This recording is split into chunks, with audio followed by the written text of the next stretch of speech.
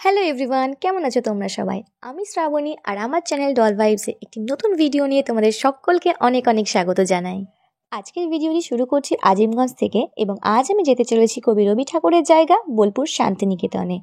আমি আগেরবার এসেছিলাম এবং রবীন্দ্র ভারতী মিউজিয়াম সংলগ্ন যা যা আছে, যেমন সৃজনী শিল্পগ্রাম, ক্যাম্পাস সংলগ্ন এরিয়া, সবই দেখেছিলাম। এর ব্লগ কিন্তু আমার চ্যানেলে আপলোড করা রয়েছে। তবে এবার যেগুলো দেখতে চলেছি সেগুলো আগেরবার দেখা হয়নি, যেমন সোনাঝুরি হাট, তারপরে কঙ্কালীতলা। এইসব দেখার জন্যই কিন্তু এবার আমি বোলপুর যাচ্ছি। সত্যি বলতে বোলপুর আমার কাছে খুবই একটা প্রিয় জায়গা, আর এই প্রথমবার যাচ্ছি আমি সোনাঝুরি হাটের উদ্দেশ্যে। এই জন্য কিন্তু উত্তেজনা লেভেল কিন্তু আরও অনেক বেড়ে গিয়েছিল, কেন কি সবার মুখেই শুনেছি হাটটা খুবই সুন্দর, খুব কম দামে কিন্তু অনেক সুন্দর সুন্দর জিনিস পাওয়া যায়। সেই জিনিসের লোভে কিন্তু আমি এত দূর থেকে যাচ্ছি। হ্যাঁ, আমি যাচ্ছি আজিমগঞ্জ স্টেশন থেকে কবিগুরু এক্সপ্রেস ধরে। তো প্রথমেই আমি নৌকা পার করে আজিমগঞ্জে চলে এলাম। তো সকাল 8টা 10-এর দিকে আমার ট্রেন ছিল, তো আমি খুবই এক্সাইটেড। আর আমার কিছু কিছু বন্ধুরাও যাচ্ছে, তো ওরাও কিন্তু প্রায় দূর থেকেই আসছে, যাদের সাথে আমার ওখানে গিয়ে মিট হবে। তো চলো দিনটি কিভাবে শুরু করি, কিভাবে শেষ হয়, সবই তোমাদেরকে দেখাবো। সঙ্গে থেকো এবং দেখতে থেকো। আজকে আমি যাচ্ছি বোলপুর শান্তিনিকেতন আজিমগঞ্জ স্টেশন থেকে। তো আজকে আমি হাওড়া কবিগুরু এক্সপ্রেস ধরবো, তো একটু পরেই ট্রেন আছে, তাই জন্য আমি স্টেশনে অনেকক্ষণ আগেই চলে এসেছি, বলতে পারো 8 ঘন্টার মতো। আর আমার কিছু ফ্রেন্ডসরাও আছে যারা মোরগ্রাম থেকে, ওদের সাথে ওখানে দেখা হবে। তো চলো। 2 ঘন্টা জার্নি করার পর বোলপুর শান্তিনিকেতন স্টেশনে পা রেখেই বন্ধুদের সাথে দেখা করে নিলাম এবং তাদের সাথে অনেক গল্পগুজব করে নিলাম। এরপরে স্টেশন লাগোয়া একেবারে উল্টো দিকে অবস্থিত গীতাঞ্জলি রেল মিউজিয়ামে ঢোকার সিদ্ধান্ত নিলাম, কেন কি আমার বন্ধুরা কেউই দেখেনি। কিন্তু আগেরবার এসে এই মিউজিয়ামটি কিন্তু আমি দেখেছিলাম ফাঁকা সময়ে। এখানে রবীন্দ্রনাথ ঠাকুরের জন্ম থেকে মৃত্যু পর্যন্ত তার জীবনী সম্পর্কে অনেক কিছুই লেখা রয়েছে এবং অনেক কিছু জানতে পারবে। খুবই ভালো লাগলো আমার দেখে। মিউজিয়ামটি দেখা হয়ে গেলে মিউজিয়াম চত্বরে অবস্থিত এই ফুড কোর্ট থেকে আমরা করে নিই আমাদের ব্রেকফাস্ট। গীতাঞ্জলি রেল মিউজিয়ামের আন্ডারেই আর কি ফুড কোর্ট বলে একটা অপশন আছে, সেখানেই আমি খেতে বসেছি। এই পুরি আর সবজি আর একটা মিষ্টি দিয়েছে, এটার দাম হচ্ছে 60 টাকা। এবারে চলে যাই আমাদের হোটেলের উদ্দেশ্যে। হ্যাঁ, আমাদের একটি হোটেল বুক ছিল, তো সেখানে আমরা চলে যাই এবং সেখানে ফ্রেশ হয়ে আমরা বেরিয়ে পড়ি সোনাঝুরি হাটের উদ্দেশ্যে।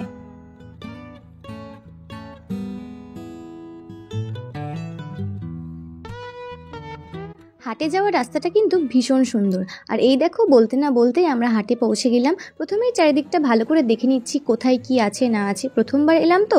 আর প্রথমে গিয়েই কিন্তু আমরা হালকা বাউল গান শুনে নিলাম।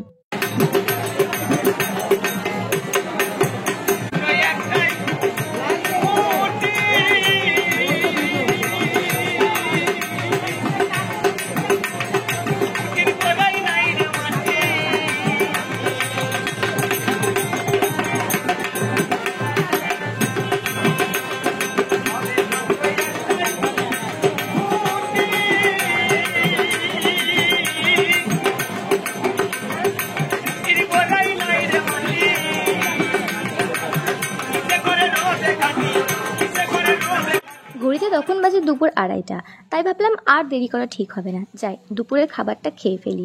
তাই বাউল গানটা যেখানে হচ্ছে তার উল্টো দিকে অবস্থিত এই শকুন্তলা হোটেলটি বেছে নিলাম দুপুরের খাবারের জন্য। খুব সুন্দর সাজানো গোছানো একটি হোটেল, নিচেও ব্যবস্থা রয়েছে, উপরেও রয়েছে। তো উপরে প্রচণ্ড ভিড় ছিল, তো প্রায় আমরা লাইনে দাঁড়িয়ে আমরা এই ভেজ থালি অর্ডার করি 180 টাকা পার প্লেট। আমাদেরকে বলা হয় উপরে খেতে গেলে ওয়েট করতে হবে, তো আমরা ওয়েট করলাম না। নিচেই দেখো কত সুন্দর জায়গা করে দেওয়া আছে, সেখানেই আমরা বসে পড়লাম, অনেকটা ওই সোফা সিস্টেমের মতো বসে বসে খাওয়া। আর এই দেখো, গল্প করতে করতে নিজেকে দেখানোই হয়নি, আমি পরেছিলাম একটা শাড়ি। এই প্রথমবার কোথাও ঘুরতে এসে আমি শাড়ি পরলাম, তাও আবার নিজের হাতে, বেশ ভালোই লাগলো কিন্তু। আর এই দেখো চারিদিকে অ্যাম্বিয়েন্সটা তোমাদেরকে খুব ভালো করে দেখিয়ে দিই, আর অপেক্ষা করতে থাকি আমাদের খাবার কখন আসবে। এই দেখো খাবার এসে হাজির।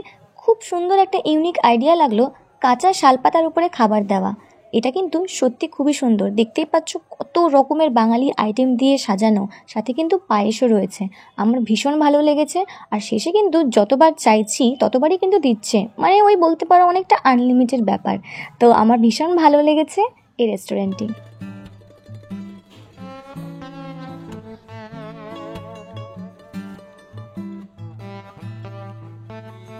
খাওয়া দাওয়া শেষ, এবারে করব জমিয়ে শপিং।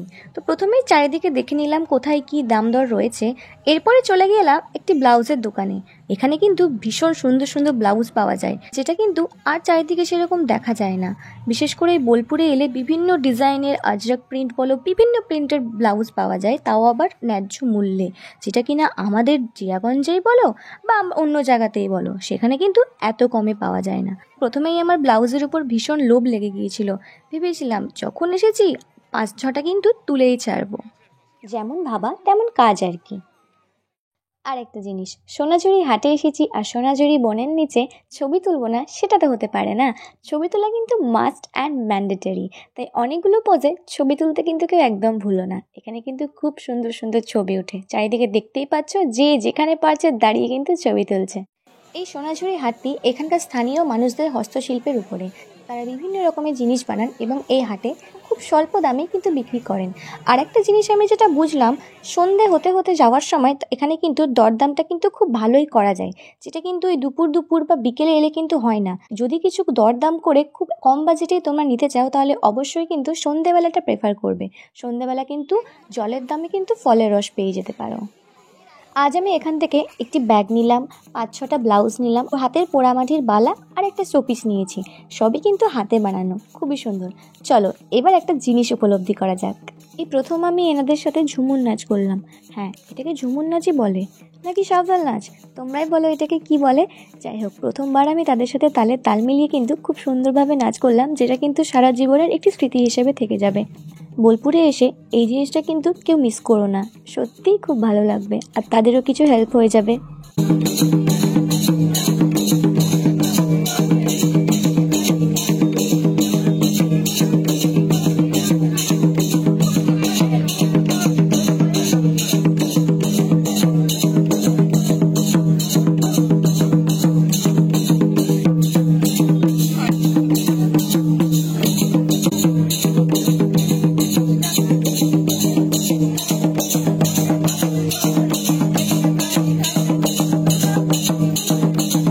আমার এই বোলপুর ট্যুরের ভিডিওটি কেমন হয়েছে তোমরা অবশ্যই লাইক অ্যান্ড কমেন্ট করে জানাও, আর আমার চ্যানেলে নতুন হলে অবশ্যই একটা সাবস্ক্রাইব করে দিয়েছো।